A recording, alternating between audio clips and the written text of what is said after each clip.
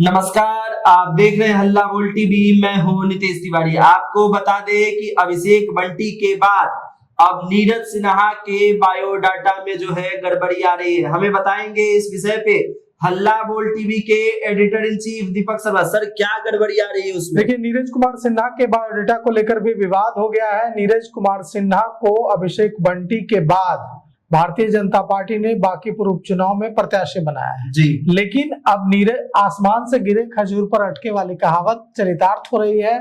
अब नीरज कुमार सिन्हा के बायोडाटा को भी लेकर विवाद हो गया है। अभिषेक बंटी पर कई सवाल उठ रहे थे कि अभिषेक बंटी के माता पिता का जो चारा घोटाला से जो रिश्ता है उसको लेकर विवाद था। अभिषेक बंटी जो 10th पास है, मध्यमा से पास है, उसको लेकर विवाद था और कई सारे विवाद थे। लेकिन ये सारी कहानी उनके नामांकन को वापस लेने की असली कहानी नहीं है। उनके नामांकन को वापस कराने की असली कहानी ये है कि नितिन नवीन ने टिकट दिलवा दिया था अभिषेक बंटी को, लेकिन प्रदेश नेतृत्व और मुख्यमंत्री सम्राट चौधरी ने भारतीय जनता पार्टी केंद्रीय नेतृत्व को यह बता दिया कि अभिषेक बंटी का हारना तय है।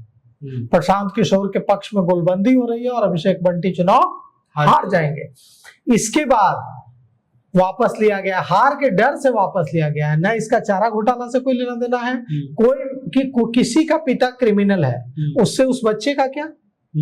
मान लीजिए किसी का पिता अपराधी है तो उस बच्चे को अधिकार नहीं है कि वो एक अच्छा जीवन जिए, समाज की सेवा करे? पूरा अधिकार है। अभिषेक बंटी ने तो चारा घोटाला में कुछ नहीं किया था। बिल्कुल। अभिषेक बंटी को सिर्फ और सिर्फ भारतीय जनता पार्टी ने इसलिए हटाया है क्योंकि उन्हें वहां हार का डर सता रहा है। अभिषेक बंटी को पीछे करके अब नीरज सिन्हा को उतारा गया और उम्मीद की जा रही थी कि इसके बाद स्थिति सुधरेगी, लेकिन नीरज कुमार सिन्हा को लेकर भी विवाद हो गया है। नीरज कुमार सिन्हा का जो बायोडाटा शेयर किया गया है उसमें लिखा हुआ है कि वे 12 साल की उम्र में ही भारतीय जनता पार्टी के प्राथमिक सदस्य हो गए थे। अब इसे लेकर विवाद हो गया है कि 12 साल की उम्र में एक नाबालिग को कैसे भारतीय जनता पार्टी का सदस्य प्राथमिक सदस्य बना दिया भारतीय जनता पार्टी। क्योंकि उनके बायोडाटा में 1994 जो है उनका डेट ऑफ बर्थ था। बिल्कुल। तो इसे लेकर विवाद हो गया है और अब जवाब देते फिर नहीं एक बार बन रहा है। तो फिर भारतीय जनता पार्टी बैकफुट पर गई है और बैकफुट पर जाकर जो नीरज सिन्हा का जो बायोडाटा था उसमें फिर वो बात हटा दी गई है कि ये इतने सालों से भारतीय जनता पार्टी के प्राथमिक सदस्य हैं। तो अब भारतीय जनता पार्टी नीरज सिन्हा को लेकर भी बैकफुट में है और भारतीय जनता पार्टी जो ओवर कॉन्फिडेंस झलक रहा था वो अब लैक ऑफ सेल्फ कॉन्फिडेंस में बदल गया है। मतलब भारतीय जनता पार्टी को डर लग रहा है। अलग अलग दस्तावेज, अलग अलग जानकारी और भारतीय जनता पार्टी का जो कॉन्फिडेंस है वो एकदम हिल रहा है, डगमगा गया है। तो अब यहां से आगे का रास्ता क्या है? कुछ लोग का यह भी सोशल मीडिया में लिख रहे थे कि नितिन नवीन के चचेरे भाई लगते हैं नीरज कुमार सिन्हा। यह बात भी गलत है। नितिन नवीन के किसी तरह से रिश्तेदार नीरज सिन्हा नहीं है। नीरज सिन्हा नालंदा के रहने वाले हैं। नालंदा से आकर यहाँ पटना में उनका परिवार सेटल हुआ था और उनका किसी भी तरह से नितिन नवीन के परिवार से कोई रिश्ता नहीं है। अब यहाँ सवाल यह उठता है कि क्या नीरज कुमार सिन्हा मजबूत उम्मीदवार हैं अभिषेक बंटी से? कितने मजबूत उम्मीदवार हैं यह तो 3 तारीख को पता चलेगा। लेकिन भारतीय जनता पार्टी ने अपने पैरों पर कुल्हाड़ी मार ली है। भारतीय जनता पार्टी की समझ में यह अगर बात आ रही थी कि हम प्रत्याशी बदल लेंगे तो इससे हम मजबूत हो जाएंगे, हो गया है उल्टा। पूरे बांकीपुर के इलाके में यह चर्चा है कि भारतीय जनता पार्टी ने प्रशांत किशोर के डर से प्रत्याशी वापस ले लिया है और इसी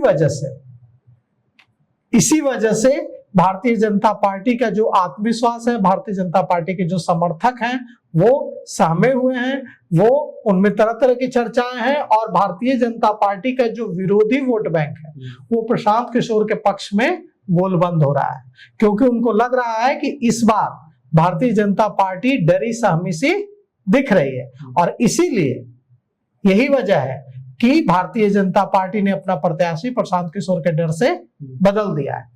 अब सवाल यह उठता है कि क्या यह जो प्रत्याशी बदलना है इसका फायदा मिलेगा भारतीय जनता पार्टी को या प्रशांत किशोर को मिलेगा। अब इतना तो साफ हो गया है कि दूसरे पार्टियों का कैंडिडेट बदलवा देने वाली, बैठवा देने वाली भारतीय जनता पार्टी पहली बार इतनी नर्वस से दिख रही है कि अपने कैंडिडेट को पीछे कर रही है। अब यहां से दूसरी लड़ाई शुरू होगी और एक प्रोपेगेंडा जो चलाने की कोशिश की जा रही है, यह बात स्थापित करके कि नितिन नवीन के चचेरे भाई हैं नीरज सिन्हा, इसकी भी धज्जियां उड़ रही हैं कि नितिन नवीन के परिवार से कहीं से भी कोई रिश्ता नहीं है नीरज सिन्हा का। अब यहां से यह है कि नितिन नवीन के चचेरे भाई के रूप वाली जो कहानी है वो तो जनता को पची नहीं। अभिषेक बंटी वापस हो गए हैं और नीरज सिन्हा अब मैदान में है। सार्वजनिक रूप से जो उपलब्ध पारिवारिक जानकारी है उसमें नीरज कुमार सिन्हा का नितिन नवीन के परिवार से, उनके पिता नवीन किशोर प्रसाद सिन्हा के परिवार से किसी भी तरह से कोई संबंध स्थापित नहीं हो रहा। ये जो नीरज कुमार सिन्हा है ये पटना के मीठापुर इलाके के निवासी हैं और दिवंगत जनसंघ नेता नरेंद्र भारती के भतीजे हैं।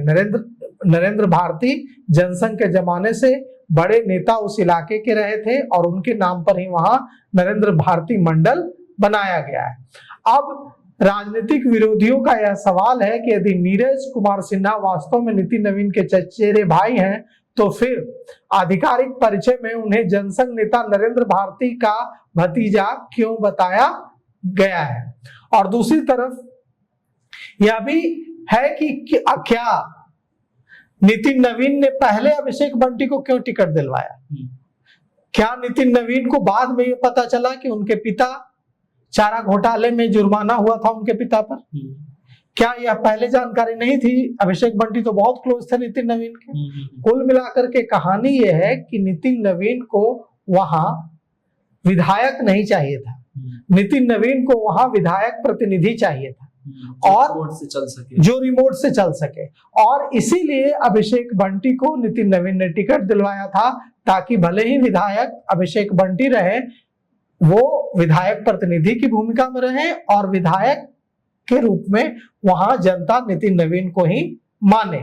और इसी स्ट्रेटजी के तहत नितिन नवीन ने वहां अभिषेक बंटी को टिकट दिलवाया था जो बैकफायर कर गया है। अब वहां क्या होगा? वहां अब नीरज सिन्हा के लिए भी बड़ी मुसीबत होगी। नीरज सिन्हा कोई ऐसे हैवीवेट नहीं है जिनके उम्मीदवार बन जाते ही वहां एकदम लहर चलने लगेगी नीरज कुमार सिन्हा के नाम की। नीरज कुमार सिन्हा को अब इसके लिए ही संघर्ष करना पड़ेगा बांकीपुर में कि वे कम से कम मतों से हारे। हार तो अब भारतीय जनता पार्टी की बांकीपुर में लगभग तय है। आपको क्या लगता है कि इस बार बांकीपुर में कौन जीतेगा? हमें कमेंट करके बताइए और देखते रहिए हल्ला बोल टीवी। शुक्रिया।